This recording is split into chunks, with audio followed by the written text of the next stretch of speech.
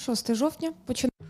It's October 6th, Ukraine Media Center Ukrinform starts its operation today, and my name is Svetlana Chaparenko. Now we will be talking about the way how to convert the support of the world academic community into a large-scale educational project for Ukrainian business. Our guests today are Dr.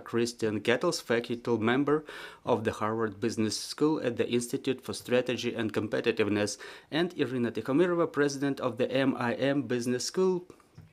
Ms. Iryna, let's start the conversation with you. Can you please tell us about the forum Facing the Future, which is starting right now in Kiev? And within this forum, there will be this book introduced, Reinforce UAs, that you have brought today. So what is the goal of the event and what is the purpose of the book? Thank you very much. It's my pleasure being here and telling you about the job we've done. The project Reinforce UA has started back in year 2022. We conceived it in March when the enemy was at the gates of Kiev, so to say, and it was very difficult. We all felt it very difficult, and for us as the members of educational community and as a business school, we were getting a lot of requests from our partners who were expressing their support. They were saying they're with us and they are ready to teach for us. And this is when we decided in the end of March, when the situation became a little bit more relaxed, I would say, we decided that we could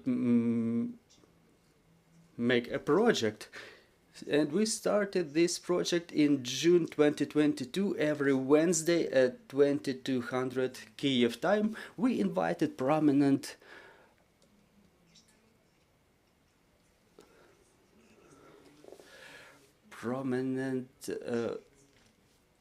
professors from different parts of the world, from United States, Sweden, South Africa, India, and they were talking about the modern times.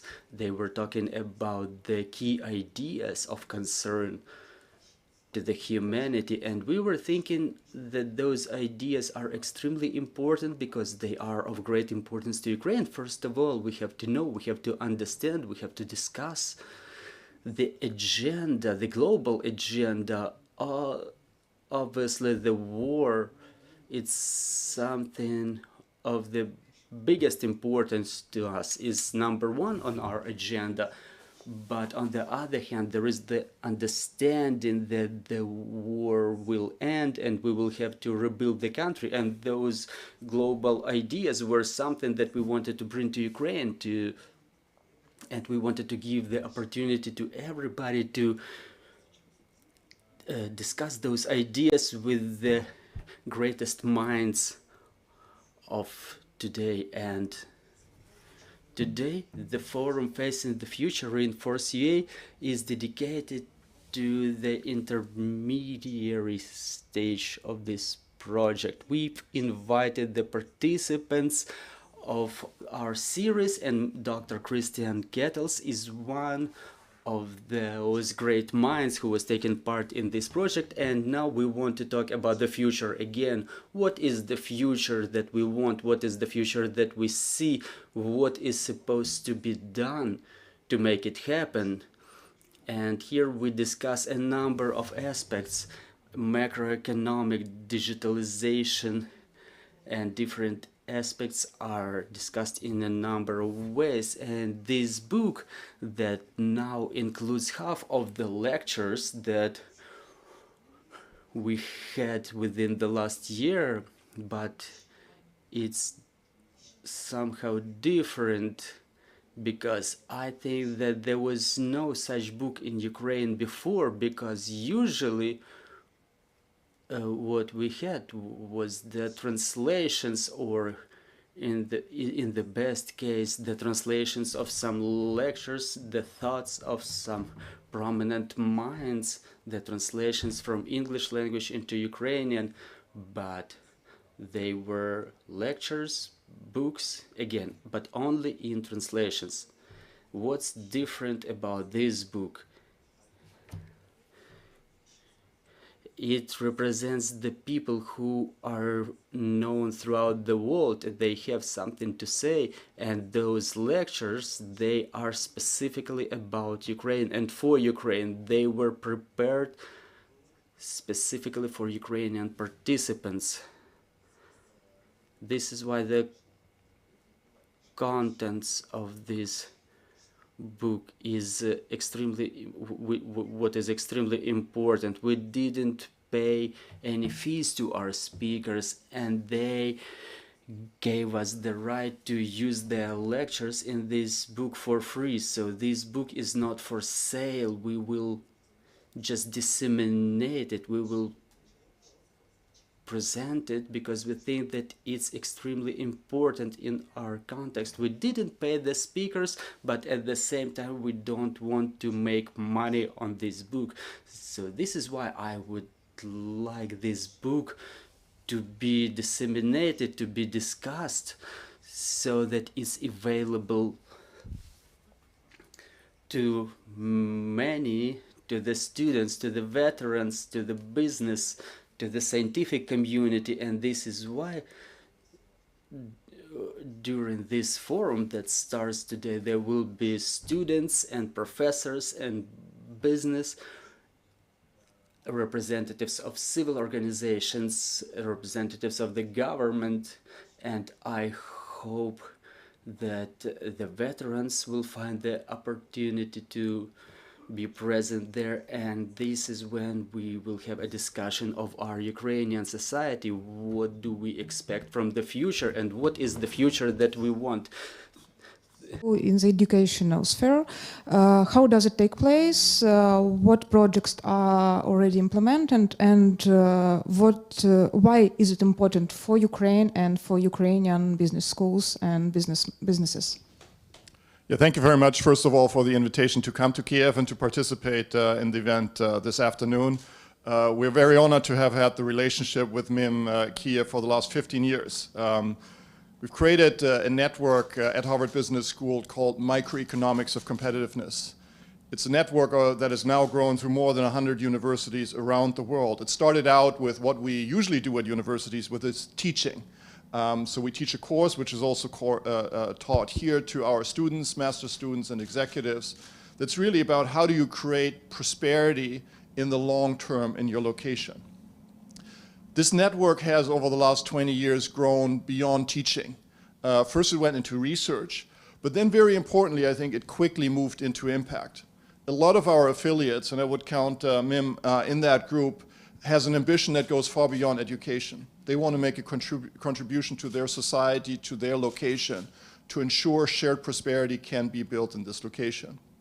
And this, of course, brings us to where we are today here in Ukraine. First of all, I think we were all shocked, as you were when the war started, and in our community we tried to see how can we help. I want to single out also my Polish colleagues, who I think were very active, especially in the first phase of the war. But the reason I'm here today is to think about the future. The Ukraine has to win this war on the battlefield, but to really win, it also has to win the peace, which means creating a competitive economy that can create prosperity for its citizens. And this we want to make the topic of the discussion. So I'll talk today about how you think about competitiveness, what we learned about the need to create a coherent strategy for a location. Not a quick fix, not a silver bullet, not some magic solution that comes from the outside, but how you systematically can improve the country. And this is why it's so important that this book, it's not called Rebuild Ukraine, it's called Reinforce. It's really about creating a better Ukraine after the war. Again, we are not here today to provide solutions, but I think what we want to provide and start is a dialogue and a perspective on how you can get to that solution. That solution will have to come from inside the Ukraine. It's about how you think about your future, how you think about the value that you see yourself and your economy providing in a European and a global context. I'm glad that we are having this discussion today because obviously the Ukraine is facing very hard choices short term, military choices, but also economic choices. You have to finance the military effort, you have to finance the programs of the government and your economy, and there's a lot of work going on with the IMF and other international institutions. That's critical, but that is not answering the question of how a competitive Ukraine will look like in the future. So we want to start that second track, if you will, of that debate. Thank you. Mr. Ketels, in your opinion, what new opportunities are opening for businesses in Ukraine or foreign businesses despite all these hard times because of the war in Ukraine? And what new opportunities will be open when the war will be over, when we get our victory? So I would say, this is a process. There's no quick answer to these type of questions. I mean, I think there are some obvious assets that the Ukraine has. I think your agricultural and food industry is very large. I think that is an asset and will be a critical part of the economy moving forward. Now that's, of course, hindered by the blockade in the Black Sea.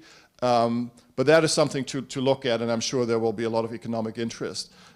Your IT capabilities, so the human capital that exists in Ukraine, I think is an important asset, so one has to think about that. There are also other opportunities. I think there is a tradition here in manufacturing, metallurgy, and we need to think about what role you can play in the green transition that Europe is trying to do. How can Ukraine be a cost-efficient location in those type of value chains? But we need to bring that discussion down from kind of the very abstract level and the big slogans to what is it concretely. So I think what I would foresee is that over time we have a discussion within specific industries, with the private sector, with companies both from inside Ukraine and outside Ukraine, to see where can you fill a hole, where can you position yourself, and then I think there's always an answer, there's something to do. But this is, again, this is not something that is solved through a magic idea from the outside within a week or a month. It's more a process. But it is so critical because you have to make choices. You will have to decide, what can we afford to build? Do we need to strengthen our IT education? Do we need to focus on those type of universities? Or do we focus more on physical infrastructure? Do we provide support to our companies to internationalize? With whom? With what type of market? So there are a lot of practical choices that we'll have to make, and I hope that a strategy can provide a framework for making these choices in a more coherent way. Thank you. Пані Ірино, що далі? Чи продовжиться така кооперація? Miss Iryna, so what's on? Is this cooperation going to continue? Maybe it will scale up to some bigger projects.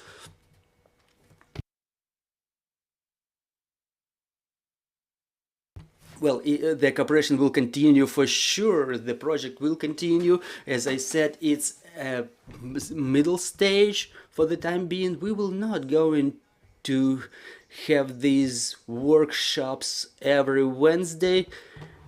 We will have them every third Wednesday of the month. So once a month there will be live meetings with the most prominent thinkers, because we brought this wave up.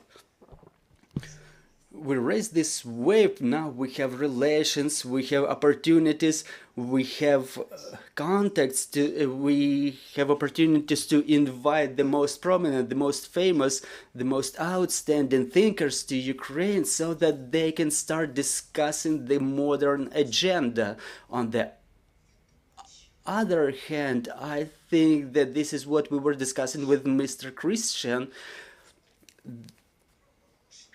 that this phase where we were just making statements of the ideas is already through, and now we will proceed to some phase of roundtables, maybe some meetings which will be specialized so that we can discuss more concrete things to set up priority tasks, maybe on a more local level, not so global, but they can be of more use, and I'm confident that they will be more useful to make some concrete steps to reinforce Ukraine. You know, we keep saying that the victory is achieved with the first step, but to make this first step, we have to consistently keep going in the right direction. And this is one of the phases. Like, one phase may be over, but the project will continue. It will continue in lectures, but there will be more expert discussions added to this. Thank you very much. I would like to give the floor to our colleagues. Vladislav Obuch, Ukrinform. I'm having a question about cooperation, or if you will, synergy. There are two aspects here. So first one, how does the global fundamental science work on the Ukrainian issue? Because for us it's important not to have only vision of our future, but to have understanding of those tactical steps of the tools that we can use, and it's impossible without technologies. And another question is about cooperation of international academic community or scientific community and those who are involved in applied scientific activities in the area. So what is the cooperation in the area of legal policies? Because given the specifics of the regulations in Ukraine, in many aspects, it may turn out that if something may be good for, say, American or German business from the legal point of view, it may be seen as the problem for Ukrainian businesses. I think that in part I have already answered your question, but what to do next?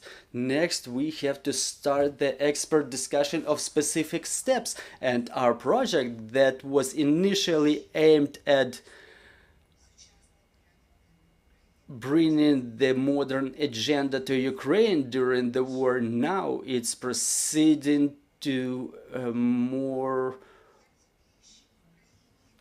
of an expert discussion, and I understand that in Ukraine our project will continue along with other projects.